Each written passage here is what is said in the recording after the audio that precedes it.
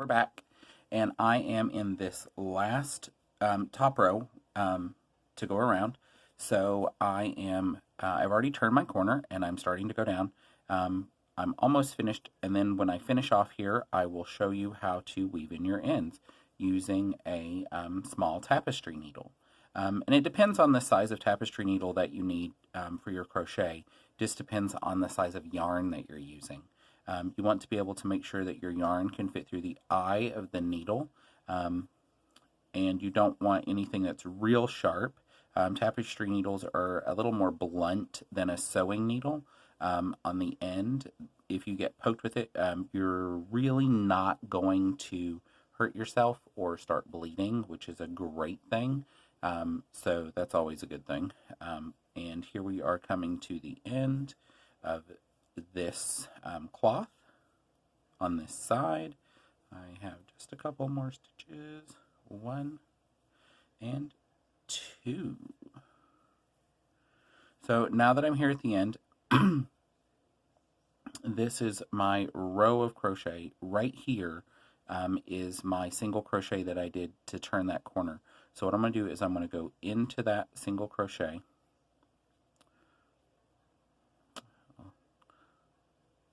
Told you sometimes you got to play with it. I guess I pulled it a little too tight while I was crocheting. There we go. And I'm going to do a slip stitch. So I'm going to do yarn over and pull through or under that stitch. Ooh, if I can get it. Ooh, that made that tight. And now what I'm going to do is this first loop, which is that working yarn, I'm going to pull it through that loop as well. So now I have one loop on. You can see how it gives. And then I'm going to yarn over and just pull through that loop again, pull tight, and that locks my stitch. I want to pull me up a tail, so when I cut my yarn, I have some that I can weave in.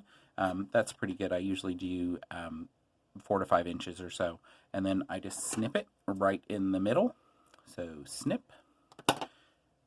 So now I have 2 tails here, it looks like, but I have my working yarn that goes back to my ball. I'm going to pull that out all the way. So I pulled that all the way out. My working yarn is no longer needed.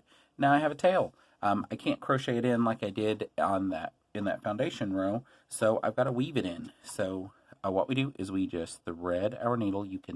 Hopefully you can see how large that eye is of that needle. And I'm going to thread it through.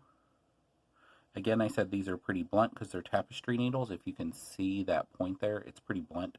Like I can push it into my finger and it doesn't do anything but leave a little divot. So that is a nice thing about these. And then all I do is I just weave it back through into stitches. We don't want to like take extra stitches. What I like to do is weave it under. It's called weaving in your ends. So I like to weave it in between the stitches and into parts that are already stitched or already crocheted in. That way it will, and you got to give it a little tug to get it started. And then what I'm going to do is I'm actually going to go under all of these stitches here in this row. And usually you want to go across some, down some, back, just to lock them into place. Because remember, in crochet, it's not actually stitched down and we're not tying any knots. We are just trying to lock these stitches in place. So I went across a few, now I'm going to go down a few into that next row of single crochet and then back through. And I'll go through until I really don't have much yarn left. Don't want to pull it too tight. If you do pull it tight, just kind of wiggle it and it'll kind of flatten back out for you. Go through here and then I'll snip off my ends and be done. Snip my end, flatten it out, and there we have our finished cloth. Look at that. We have made a washcloth or a dishcloth. How nice. I hope you enjoyed this. These make, like I said, these make great little gifts to give. They're great for exfoliating to use in your own house. They scrub pots wonderfully. So if you want to see any other videos, please let me know.